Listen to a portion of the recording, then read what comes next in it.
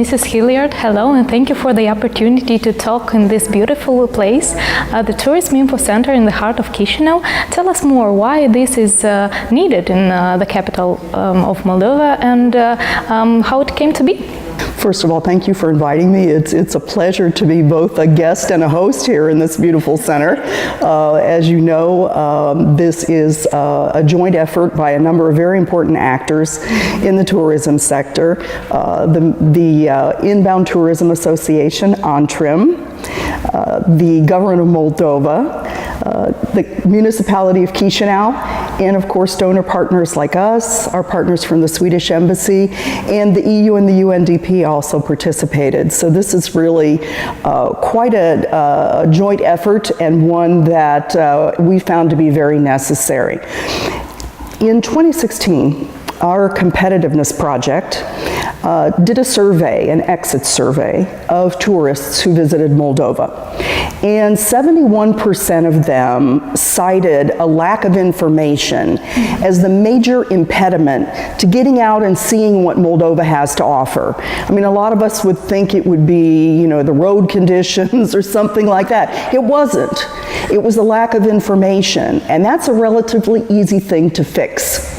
And so we decided, together with our Moldovan counterparts, to build this center in the heart of Chisinau on the main street, where most tourists are likely to at least land when they first get here.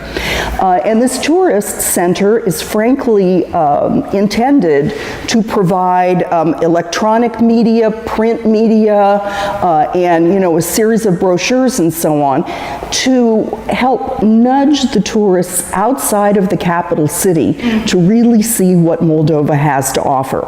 And since we opened it in late 2017, the center has had approximately 2,000 visitors a month.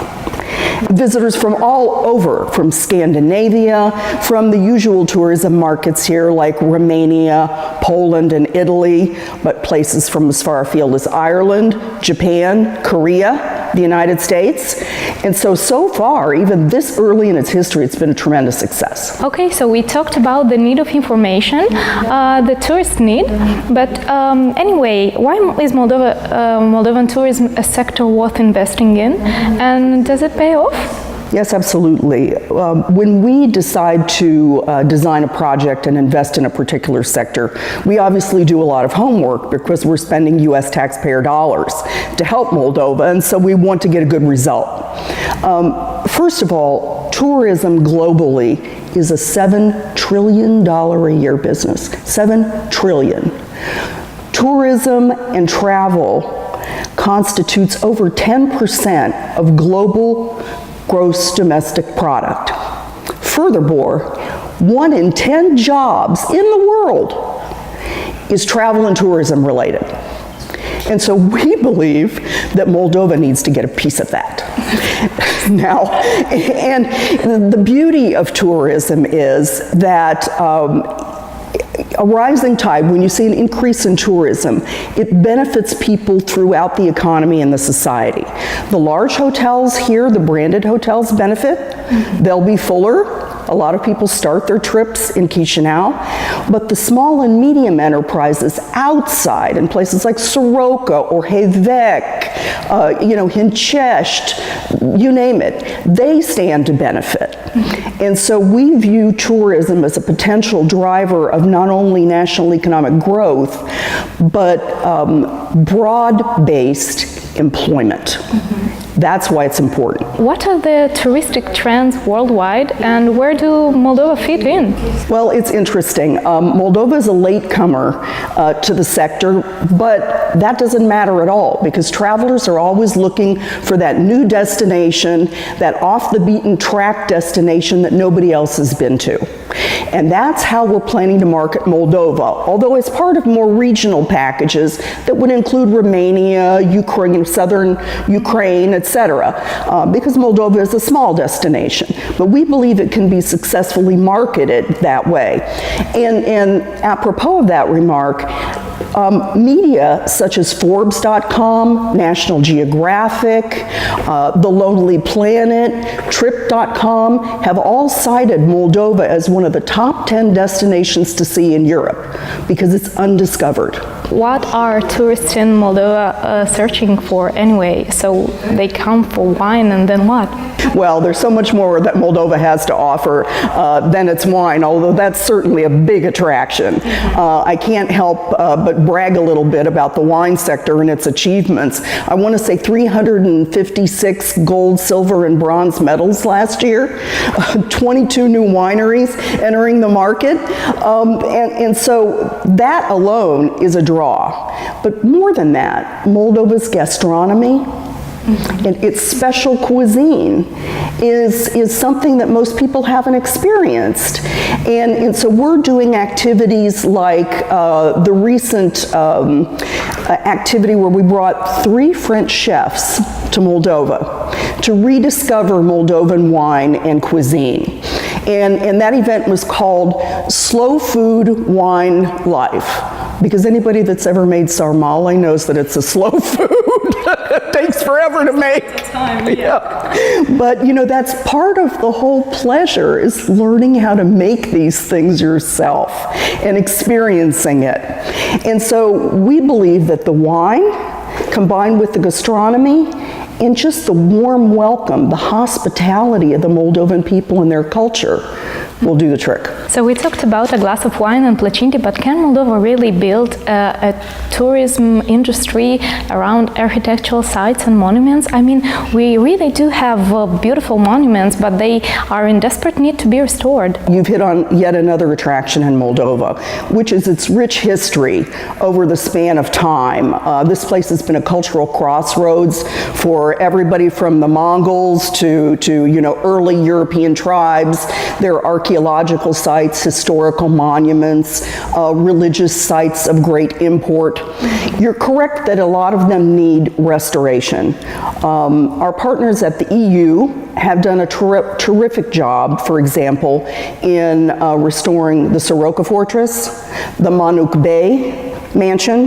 Those are 2 good examples of monuments that are ready to receive tourists, except for the fact that there's nothing around them to do. And if you have a monument and you restore it, that's the beginning. But you have to sort of marshal all the cultural, artistic, and historical information about the site and sites around it to make it a full experience. And that's what we at USAID work on doing, is the soft part of tourism. But of course, we encourage the government and multilateral donors to undertake investments in key historic sites like Orheu Vechi. It's a pearl. It needs infrastructure. USAID's Competitiveness Project has devised a tourism master plan for the site that is helping the government manage it sustainably so that it can welcome tourism, it can welcome events like Descopera, but without trampling all over the site and leaving it deteriorated. And so it's a mixture of hard, you know, brick and mortar things and softer things like curating the site that have to come together to make a meaningful experience. And so we're looking forward to intensifying our efforts in this area to really build on the cultural heritage of Moldova and use a few of those anchor sites, Soroka, Manuk Bay, Orheu Vechi, and many others, as anchor sites to get people out of the capital, and then they start to see what's around there. A winery, a restaurant, a waterfall, whatever it might be. How would you describe the legislative framework for Moldovan tourism and what government needs to do to develop it and make it better? The legislative framework for tourism in Moldova is outdated. If we look at the trends worldwide, 80% of growth in tourism, 80%, is driven by small and medium enterprise. And simply stated, Moldova's tourism sector laws are not friendly to small and medium enterprises. They try to exact the same level of licensing, inspections, quality standards of, for example, a rural bed and breakfast as they would for the Radisson Blu. And that doesn't make sense. The travelers are looking for standards that are different. The people who stay in one of the 30 bed and breakfasts that we're helping, it's a different tourism market. It doesn't compete with the Radisson or the Noble Hotel, it complements it. And so what you want to do is you want to avoid stifling the entrance of those new businesses into the market. You know, you want new restaurants, you want bed and breakfasts, rural inns. We want to encourage the wineries to open their doors to tourists. And 22 of them are working on it now. For example, I just saw the video here in the center, and one of the wineries, or one of the sites that was featured, was the Karagani Winery in Gagauzia. Fantastic site, I've been there myself. The food's excellent, traditional Gagauzian cuisine. The winery is very picturesque, and they'll give you a tour. And they're starting now to actually construct rooms so that people can go down there, have a traditional Gagauzian meal, you know, stomp some grapes, spend the night, because nobody should be driving after they've been drinking a lot of wine, and then get up in the morning and drive on to the next destination. Last year we had a launch of a bed and breakfast that we had helped to renovate, and it's in the Orhevec area. Trebuchen, you probably know the village. The name of it was Villa Rose, and I believe it's named after the beautiful rose gardens that Doamna Luba has there in her backyard. And this is another unique experience. She has a family recipe for rose petal jam that's out of this world, and when I was out there, she taught me how to make Moldovan cookies with rose petal jam inside. And so that is the kind of authentic experience that today's traveler wants to have. They want to go to a place mixed with real Moldovan people. Not just eat the food, learn how to cook it. Sit down and have a glass of wine or a cup of tea with someone like Doamna Luba and talk about her life, why she decided to renovate her home and welcome visitors. And you know, she has tripled the number of visitors that go to her bed and breakfast since we helped renovate it. And we're working with 30 bed and breakfasts to do precisely that. The thing that I find most touching, though, is that small businesses like that often attract the younger generation back from abroad. They come back to help their parents work in the business, and so instead of being emigres, they're repats to Moldova. They come back and they rejoin the Moldovan culture, the Moldovan country, and help to build it. And what a beautiful story that is. I understand that 2018 is the year of hospitality. Tell us more, how do we celebrate it? Well, that's great. Well, I think the Year of Hospitality begins with this fabulous calendar, with the Tree of Life brand, that outlines all of the events that are upcoming in 2018. And May, June, July, all the way through the fall, the wine festival in the fall is full of events. There's something almost every weekend. But in order to make people aware of all of these fabulous events, our project has undertaken a hashtag Be Our Guest campaign.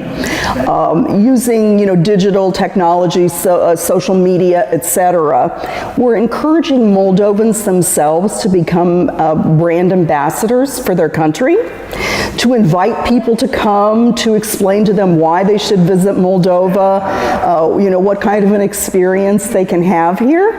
And during the first few weeks of this campaign, we got 3 million hits. Oh. Yeah, in the usual tourism markets that we would expect to see, Romania, Italy, Poland, etc.